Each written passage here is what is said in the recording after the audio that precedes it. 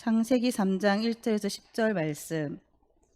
그런데 뱀은 여호와 하나님이 지으신 들짐승 중에 가장 간교하니라. 뱀이 여자에게 물어 이르되 하나님이 참으로 너희에게 동산 모든 나무의 열매를 먹지 말라 하시더냐. 여자가 뱀에게 말하되 동산 나무의 열매를 우리가 먹을 수 있으나 동산 중앙에 있는 나무의 열매는 하나님의 말씀에 너희는 먹지도 말고 만지지도 말라. 너희가 죽을까 하노라 하셨느니라. 뱀이 여자에게 이르되 너희가 결코 죽지 아니하리라. 너희가 그것을 먹는 날에는 너희 눈이 밝아져 하나님과 같이 되어 선악을 알 줄 하나님이 아심이니라. 여자가 그 나무를 본즉 먹음직도 하고 보암직도 하고 지혜롭게 할 만큼 탐스럽기도 한 나무인지라. 여자가 그 열매를 따먹고 자기와 함께 있는 남편에게도 주매 그도 먹은지라. 이에 그들의 눈이 밝아져 자기들의 벗은 줄을 알고 무화과 나무 잎을 엮어 치마로 삼았더라. 그들이 그날 바람이 불 때 동산에 거니시는 여호와 하나님의 소리를 듣고 아담과 그의 아내가 여호와 하나님의 낯을 피하여 동산 나무 사이에 숨은지라. 여호와 하나님이 아담을 부르시며 그에게 이르시되 내가 어디 있느냐. 이르되 내가 동산에서 하나님의 소리를 듣고 내가 벗었으므로 두려워하여 숨었나이다. 아멘. 요한복음 1장 19절에서 28절 말씀. 유대인들이 예루살렘에서 제사장들과 레위인들을 요한에게 보내어 내가 누구냐 물을 때 요한의 증언이 이러하니라. 요한이 드러내어 말하고 숨기지 아니하되 드러내야 하는 말이 나는 그리스도가 아니라 한데 또 묻되 그러면 누구냐. 내가 엘리야냐. 이르되 나는 아니라. 또 묻되 내가 그 선지자냐. 대답하되 아니라. 또 말하되 누구냐. 우리를 보낸 이들에게 대답하게 하라. 너는 내게 대하여 무엇이라 하느냐. 이르되 나는 선지자 이사야의 말과 같이 주의 길을 곱게 하라고 강야에서 외치는 자의 소리로라 하니라. 그들은 바리새인들이 보낸 자라. 또 물어 이르되 내가 만일 그리스도 아니요 엘리야도 아니요 그 선지자도 아닐진데 어찌하여 세례를 베푸느냐. 요한이 대답하되 나는 물로 세례를 베풀거니와 너희 가운데 너희가 알지 못하는 한 사람이 섰으니 곧 내 뒤에 오시는 그이라. 나는 그의 신발끈을 풀기도 감당하지 못하겠노라 하더라. 이 일은 요한이 세례 베풀던 곳 요단강 건너편 베다니에서 일어난 일이니라. 아멘.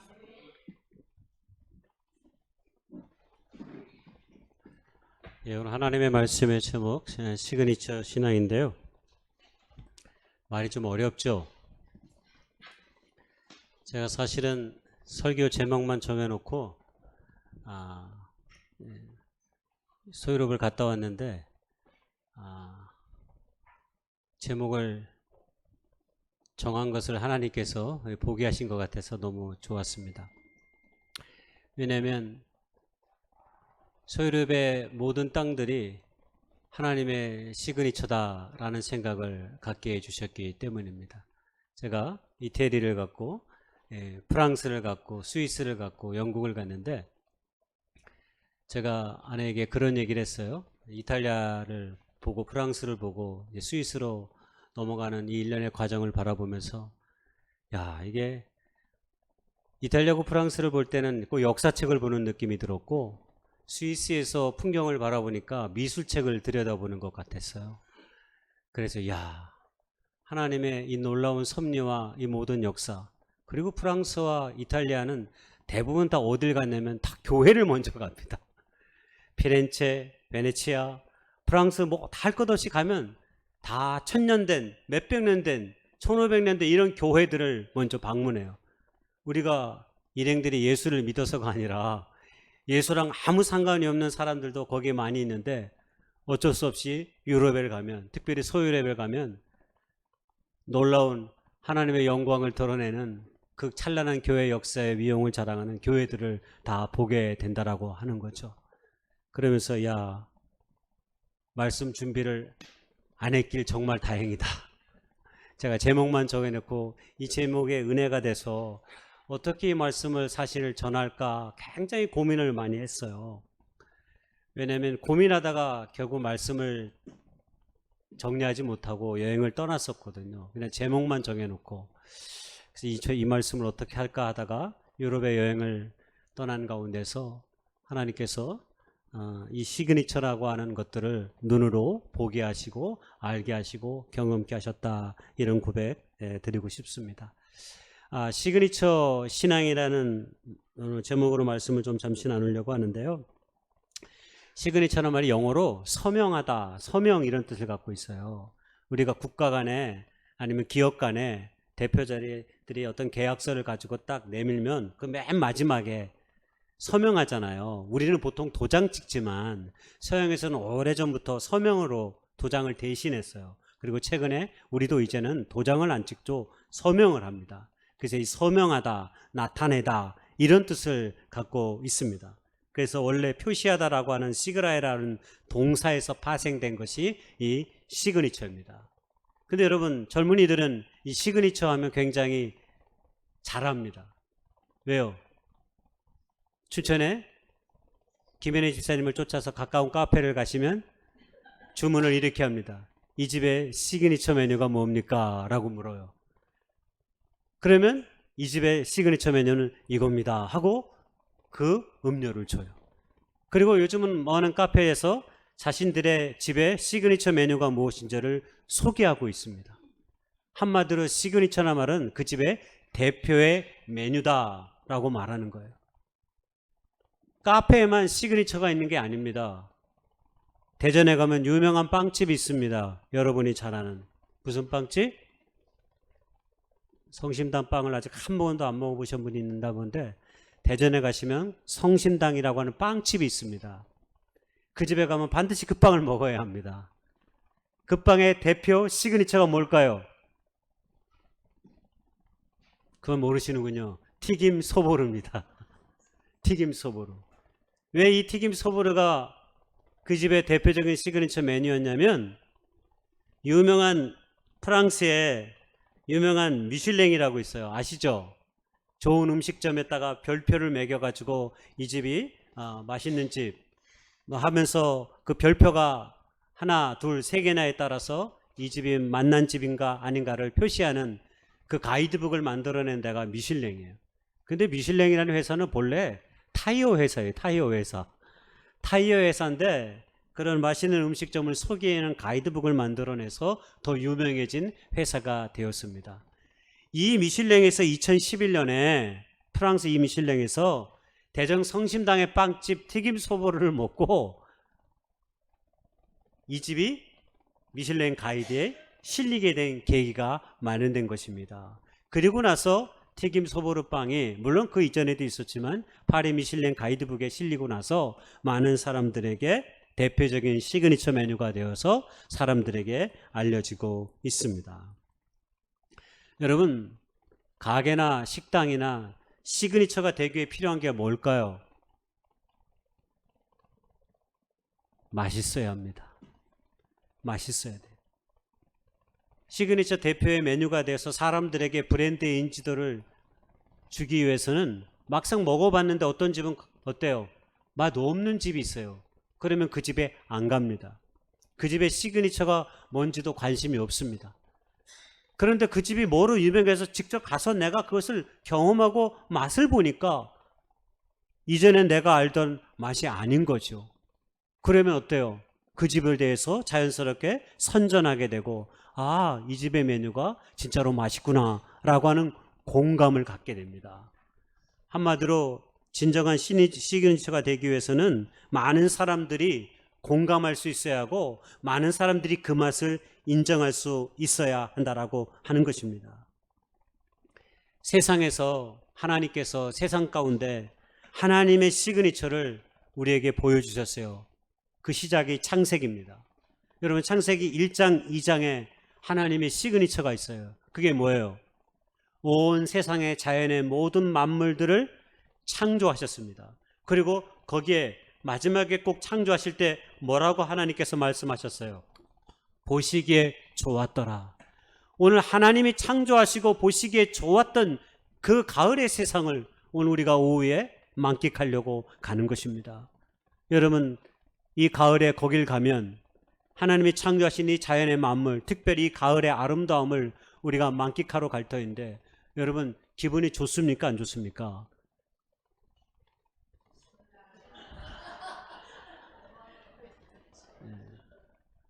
저만 좋은 것처럼 반응되어지면 굉장히 힘이 듭니다.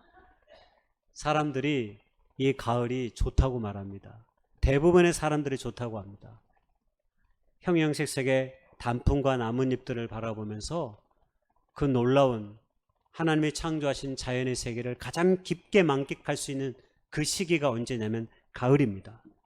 그래서 가을의 사랑을 고백해야 되고, 가을에 우리의 감정을 토로하는 글을 쓰고, 가을에 우리의 감정이 풍성해지기 때문에 우리의 사랑과 우정을 나눌 수 있는 가장 좋은 때가 있다면 그때는 바로 가을입니다. 그런데 하나님의 시그니처가 온 세상 자연의 만물 가운데 있는데, 이 자연의 만물을 누리는 인간에게도 하나님의 시그니처를 허락하신 것이죠. 그게 바로 우리 안에 하나님의 성령을 부어주셔서 우리로 하여금 하나님의 거룩한 백성이 되게 하신 것입니다. 그런데 여러분, 창세기 우리가 읽었던 3장에 어떤 일들이 벌어졌어요? 하나님의 시그니처를 담고 사는 하나님의 거룩한 주의 백성들이 하나님의 영을 잃어버리고 퇴색하게 만드는 하나의 사건이 벌어집니다. 에덴 동산에서 아담과 하와가 범죄한 사건의 이야기가 우리가 함께 보았던 창세기 3장의 내용입니다. 그러면서 하나님께서 인간에게 던진 최초의 질문이 있습니다. 거기 인간에게 던진 하나님의 최초의 질문이 무엇입니까? 너는 어디에 있느냐라고 물었습니다. 여러분, 이 질문은 존재론적인 질문입니다. 너는 누구냐? 라고 하는 질문입니다. 본래 너는 온 세상의 모든 만물을 창조하고 이 자연의 창조의 만물을 누리며 행복하게 살라고 창조한 나의 백성, 나의 자녀인데, 뱀의 유혹에 이끌려 하나님이 명령하신 선악과 나무를 따먹지 말라고 했는데 따먹음으로 말미암아서 자기 자신을 나무 뒤에 숨겼습니다.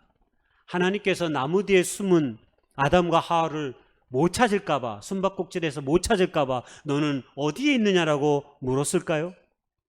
하나님은 우리가 무소부재하신 분이다라고 말합니다. 그 이야기는 하나님께서는 우리가 어떤 자리에 있든지 어떤 상황에 있든지 그 모든 것들을 아시는 분이라는 거예요.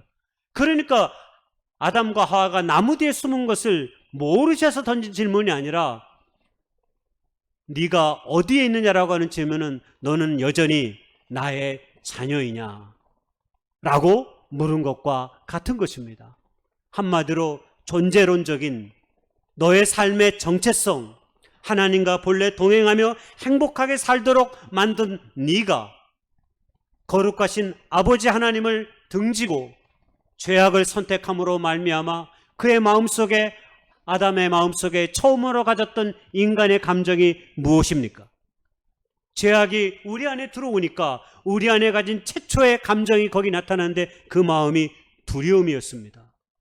내가 하나님이 두려워 숨은 나이다라고 아담과 하와가 고백하는 거죠. 아담이 고백하는 거죠. 아니, 내 사랑하는 아버지가, 내 사랑하는 어머니가, 자녀들이 언제 두렵습니까? 잘못한 게 있으면 두렵습니다. 아이가 갑자기 학원 갔다 오다가 막 들어오면서, 물론 바쁜 일이 있어서 그렇지만 인사도 대충 하면서 자기 방으로 쑥 들어가. 그러면 그날 중간고사 결과가 나왔거나 아니면 뭔 일이 있었던 거야. 밥 먹으러 나와도 밥 먹으러 나오지도 않아. 왜? 눈을 마주치면 왠지 진실을 토로해야 될 것 같으니까. 그래서 숨는 겁니다. 우리 안에 두려움이 찾아들게 되면 어떻게 될까요? 우리 안에 두려움을 찾아게 되면 엉뚱한 것에 우리의 마음이 사로잡혀서 인생의 바른 길을 걷지 못하게 됩니다. 본래 우리는 하나님 안에서 행복하게 살도록 창조된 사람들입니다. 그런데 우리 안에 죄악으로 말미암아 거짓된 두려움이 우리 안에 들어오게 되는 순간 우리는 하나님 아닌 다른 어떤 것을 통해서 우리 안에 두려움을 극복하고 이기려고 합니다. 그것이 어떤 사람들에게는 인기일 수 있고요, 어떤 사람에게는 물질일 수 있고요, 어떤 사람에게는 명예일 수 있고요, 어떤 사람에게는 누군가에게, 하나님이 아닌 사람에게 인정받는 것일 수 있는 것입니다. 우리 안에 거짓된 두려움은 우리의 삶의 길을 잃게 만듭니다. 그 삶의 길을 잃어버린 사람들의 대표적인 특징이 소유적인 관점 속에서 자신의 인생을 바라보고 설계하는 것입니다. 자기 인생의 꿈이 억만장자가 되는 것, 자기 인생의 꿈이 백만장자가 되는 것, 자기 인생의 꿈이 부자가 되는 것, 여러분, 이것이 죄악된 감정이 우리 안에 들어서게 되면 갖게 되는 두려움의 또 다른 우리의 삶의 반응인 것입니다. 결코 그것이 하나님을 믿는 사람들, 하나님의 영을 소유한 사람들의 진정한 관심과 길이 될 수는 없기 때문입니다. 그것이 두려움을 이기는 길이라 착각하면서 살기 때문에 그런 허황된 목표와 거짓된 목표에 우리의 삶을 저당 잡혀 살아가게 되는 것입니다. 제가 비행기 시간이 길어가지고 13시간 정도 타고 가니까 비행기에서 읽으려고 저 책을, 원래 읽던 책이었는데 마저 다 읽으려고 책을 가지고 가서 읽었습니다. 읽다가 굉장히 재미있는 내용을 발견했습니다. 저 책에 보면 삶을 대하는 우리의 방식에 대해서 소개하는 내용이 나와요. 그래서 굉장히 저에게 은혜가 됐습니다. 제목은 별로 조금 안 좋지만 뒤에 있는 부제가 원래의 뜻이에요. 즐거움을 잃어버린 시대의 행복 되찾기. 책의 내용은 조금 어렵지만 약간의 철학책이거든요. 그런데 많은 사람들이 삶을 대하는 두 가지 방식을 저 책에서 로베르트 팔러라는 교수가 소개해요. 첫 번째는 어떤 거냐면 어떤 사람들은 삶을 예금 잔액으로 이해하는 사람들이 있다라고 소개하더라고요. 삶을 예금 잔액으로. 무슨 말이냐면 내 통장에는 얼마가 있지를 늘 생각하며 사는 사람들입니다.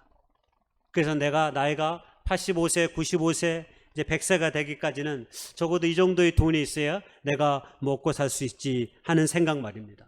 오늘 이것이 자본주의 시대를 살아가는 많은 사람들의 대표적인 생명관리 방식이기도 합니다. 그런데 이런 사고방식의 삶을 남아있는 통장 잔액으로 생각하며 산다면 우리는 그 통장의 잔액이 조금이라도 줄어들거나 누군가가 이것을 빼앗으면 겁에 질린 채 신경을 곤두세우며 인생을 살 수밖에 없다라는 이야기를 합니다. 그러면서 누군가에게 축하를 하고 어떤 일들을 기념하여서 무엇인가를 하고 의미 있는 일에 돈을 쓰고 마음을 쓰는 일을 갖지 못한다고 하는 것입니다. 인생의 삶을 통장 잔액으로 생각하는 사람들은 늘 그래서 돈을 쓰는 일을 두려워합니다. 아까워합니다. 그러니까 의미 있는 시간, 의미 있고 축하하고 기념해야 될 것에도 우리가 우리의 손을 내밀지 못할 때가 많은 거죠. 여러분, 우리의 삶을 통장의 잔고로 보는 순간 우리는 삶을 대하는 데 있어서 죽은 사람과 비슷해진다라고 로베르트 팔러 교수가 이야기합니다. 얼마나 많이 공감했는지 모르겠습니다. 어떤 사람은 이것을 삶의 조심성이라고 말하지만 때로 이러한 조심성이 우리의 삶을 죽여버립니다. 우리가 마땅히 써야 될 곳에 우리가 쓰지 않을 때 우리의 삶은 황폐화되어지고 우리의 삶은 죽은 것과 같아진다라고 하는 것입니다. 두 번째로 이 로베르트 팔러 교수가 삶을 대하는 방식의 또 다른 방식을 우리에게 소개해 주는데 이것이 거의 성경적 관점과 조금 비슷합니다. 이런 사람들은 삶을 증여받은 선물처럼 이해하는 사람들이다 라고 말합니다. 증여받은 선물처럼 이해하는 것. 이런 사람들은 일정한 의무가 따르는 선물처럼 자신의 삶을 다룹니다.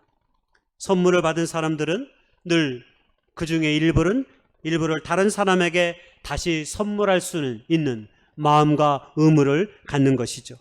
예를 들어 누군가가 좋은 일이 생기면 로또에 당첨되거나 때로 기도의 제목이 이루어졌거나 하면 이 선물의 일부를 다른 사람들과 함께 나누는 것이죠. 여러분, 우리 교회가 이거 잘하고 있지 않습니까? 우리 교회에서 무슨 좋은 일이 생기면 뭘 합니까? 떡을 나눕니다. 세상에 떡만 있는 건 아닌데 언제부터인가 떡만 나누더라고요. 예, 어쨌든 떡이 맛있기 때문입니다. 어쨌든 우리는 좋은 일이 생기면 떡을 나눕니다. 이거 굉장히 삶을 행복하고 의미 있게 살아가는 삶의 방식이다라고 이 노베르토 팔로 교수가 이 책에서 이야기합니다. 좋은 일이 생기거나 감사한 마음이 들 때 그것을 자기 안의 감정과 마음으로 두지 아니하고 다른 어떤 사람들에게 마땅히 표해야 되는 감사와 경의를 포함으로 소비하게 만드는 것이죠. 그러면서 이 교수는 이 책에서 말하기를 우리를 행복하게 만드는 것은 바로 이러한 삶의 제스처들이다 라고 이야기합니다. 얼마나 마음이 따스해졌는지 모르겠어요. 나는 과연 이러한 삶의 제스처를 많이 가지고 있는가 하는 질문을 우리가 스스로 갖게 만들었기 때문입니다. 한마디로 정리하면 삶을 의미 있게 소비할 줄 알아야 우리 안에 행복의 지수가 커진다라고 이야기하는 것입니다. 이 비슷한 이야기를 예전에 한번 소개했던 최인철이라고 하는 서울대학교 심리학과 교수가 굿라이프라는 책을 통해서 그 이야기를 한 적이 있습니다. 의미 있는 일의 일상, 그리고 의미의 평상성, 이런 조금 어려운 제목으로 이야기는 했지만 쉽게 말하면 의미 있는 작은 일들을 소중하게 내 삶 가운데 다룰 때 행복은 커진다라고 하는 것입니다. 그러니까 별것 아닌 일에도 의미를 부여해서 그 일의 가치와 의미를 담아서 누군가에게 마음을 표현하면 그것이 우리를 행복한 삶으로 인도한다, 그런 이야기합니다. 여러분, 우리가 주 안에서 함께 예배하고 우리가 주 안에서 함께 봉사하는 일, 우리가 가까운 이들과 때로 좋은 관계를 맺기 위해서 기꺼이 우리의 마음을 열고 우리 안에 작은 선물을 나누는 일, 여러분, 이런 모든 것들이 우리의 삶의 길을 행복하게 만든다라고 하는 것입니다. 이게 바로 삶을 증여받은 선물처럼 삶을 생각하는 사람들의 처신이다라고 하는 것입니다. 저는 이런 처신의 인물을 산 사람이 바로 시그니처의 인생을 사는 사람이다라고 말씀드리고 싶습니다. 그리고 이런 삶을 산 시그니처 인생을 한 사람을 오늘 제가 소개하려고 했는데 우리가 함께 읽으려고 읽었던 세례 요한입니다.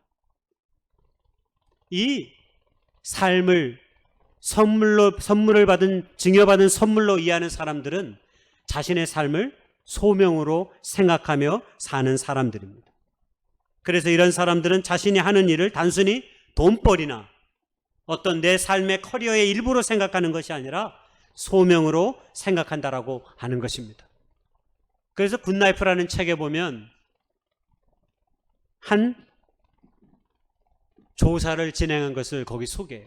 미국 미시간 대학교에서 대학의 교직원들에게 세상에 3가지의 인간의 유형을 제시합니다. 그리고 자기 자신이 어디에 속하는지, 조금 속하는지 아니면 어느 정도 속하는지 아니면 많이 속하는지 구별하도록 표시를 하라고 설문조사를 했습니다.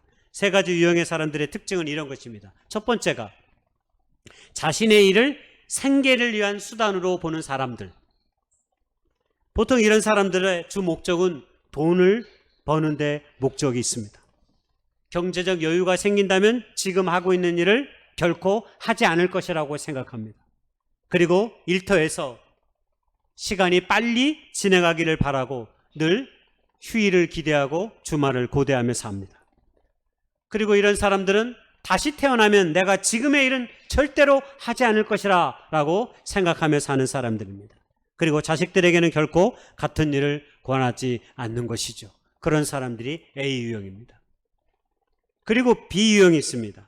자신의 일을 커리어에, 자신의 삶의 경력의 가정으로만 보는 유형이 있습니다. 현재 하고 있는 일이 싫지는 않지만 5년 후에도 같은 일을 결코 하고 싶지는 않다라고 생각하며 사는 사람들. 더 높은 지위로 승진하기 위해서 내가 지금의 일을 참고 있다라고 생각하며 사는 사람들. 그리고 이 사람에 속하는 사람들은 승진이 삶의 주된 목표이기도 합니다. 그리고 때로는 지금 하고 있는 일이 시간 낭비라고 생각되지만 내가 더 좋은 자리로 나아가기 위해서는 기꺼이 이 모든 것을 참는다라고 생각하며 자신의 일들을 하는 사람들입니다. 그리고 마지막 세 번째로 자신의 일을 소망이라고 보는 유형입니다. 이 사람들은 지금 하고 있는 일이 자신들의 삶의 중요한 일부이다라고 늘 생각하면서 하는 사람들입니다. 비록 돈을 벌기 위해 일하는 면도 없지 않으나 지금의 일이 자기 정체성을 구성하는 핵심이라고 생각합니다. 지금 하고 있는 일을 즐깁니다. 자기가 하고 있는 일이 세상을 더 나은 것으로 만드는데 조금이라도 기여하고 있다고 생각하는 사람들입니다. 자식들에게도 자신이 하고 있는 이 일을 권장하기도 합니다. 여러분, 이 세 가지 연구가 이 연구가 세 가지 유형으로 발견된 이 연구가 굉장히 놀라운 결과를 보여줬습니다. 대부분의 사람들은 이 세 가지 유형에 자신이 속해 있다고 체킹했습니다. 그리고 골고루 분포되었습니다. 그런데 아주 중요한 발견이 하나 있습니다. 자신을 세 번째 유형과 유사하다고 답한 사람일수록 자신의 삶에 대한 만족도가 높았고 회사에 결근하는 일이 적었다라고 하는 사실입니다. 자신의 일이 소명이라고 보는 사람들은 행복할 뿐만 아니라 직장에서도 성실한 자세로 자신에게 주어진 일들을 감당해주고 있다라고 하는 것입니다. 여러분, 그 차이는 결국 월급이나 교육의 수준에 따른 차이가 아니었다라고 하는 사실입니다. 한마디로 이런 결과를 통해서 우리는 좋은 삶이란 어떤 것이냐를 우리는 충분히 추출해 볼 수 있다라고 최인철 교수는 이야기합니다. 그것은 뭐라고 얘기하냐면 결국 좋은 삶이란 좋은 일들을 하며 사는 삶이다라고 말할 수 있습니다. 그렇습니다. 소명이 이끄는 삶이 좋은 삶입니다. 세상에 좋은 일들이란 정해져 있지 않습니다. 내가 하고 있는 이 일들을 좋은 마음과 의미를 가지고 내가 만약 이 일을 소명으로 생각하며 열심히 감당하고 있다면 그 삶의 방식이 우리를 하나님의 참된 행복으로 이끌 것입니다. 그리스도 예수 안에 있는 사람들은 성령 안에서 그렇게 늘 우리에게 주어진 일이 좋고 나쁘냐를 따지는 것이 아니라 이 일을 통해서 하나님의 선하신 뜻을 발견하고 기대하면서 그 일에 최선을 다하며 살아가는 사람들을 가리킵니다. 그러므로 시그니처의 신앙이란 이런 소명 어린 삶의 기대를 가지고 자신에게 주어진 삶을 책임있게 열심히 살아가는 삶이다라고 말할 수 있는 것입니다. 여러분, 우리가 세례 요한의 이야기를 요한복음 1장을 통해서 살펴보았습니다. 우리가 잘 알듯이 세례 요한은 예수님보다 6개월 전에 먼저 오셔서 예수님의 길을 예비한 사람들입니다.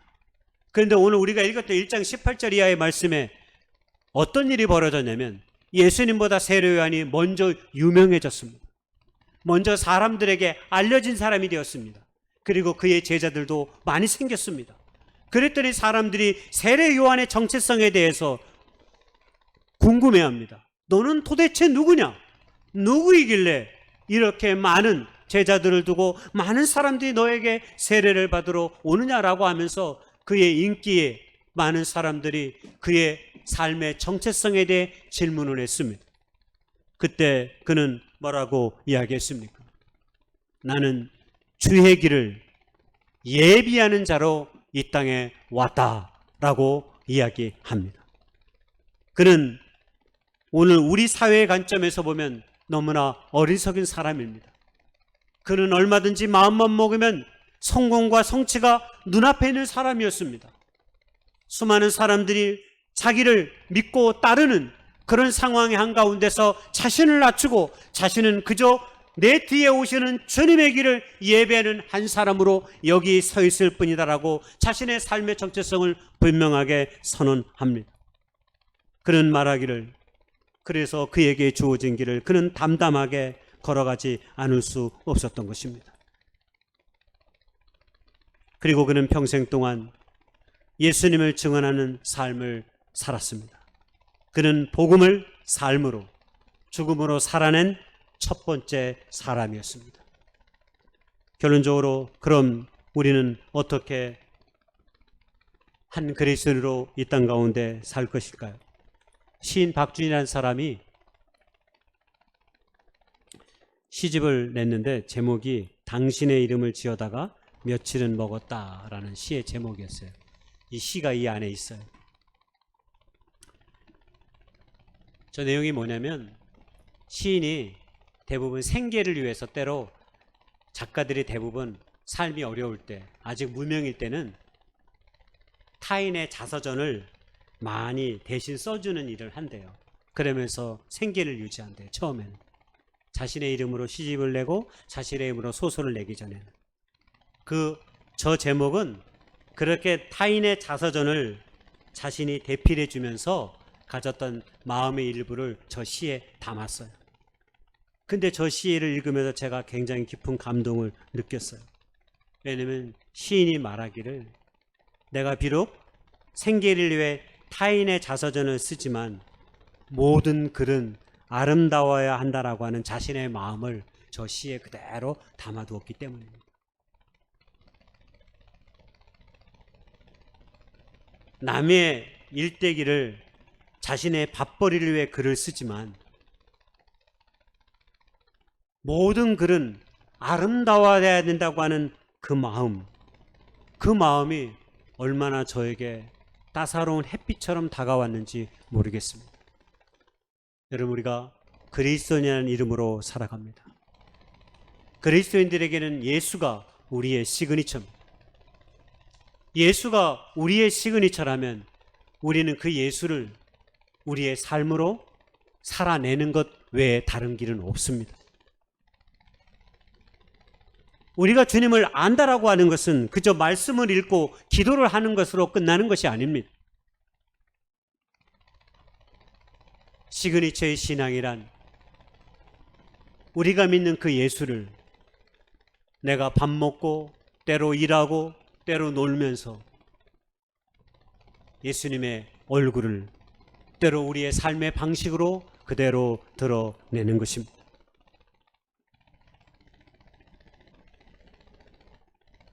여행을 30명이 그룹의 인원이었습니다. 저는 제가 목사라고 소개할 이유도 없었지만 그런 시간도 없었고 말하지 않았습니다. 근데 누군가가 한 5일째 지나니까 조용히 물어봐요. 혹시 목사님이세요? 나는 목사의 목자도 얘기한 적이 없고 별로 그랬는데 가슴이 뜨끔했어요. 어떻게 알았지?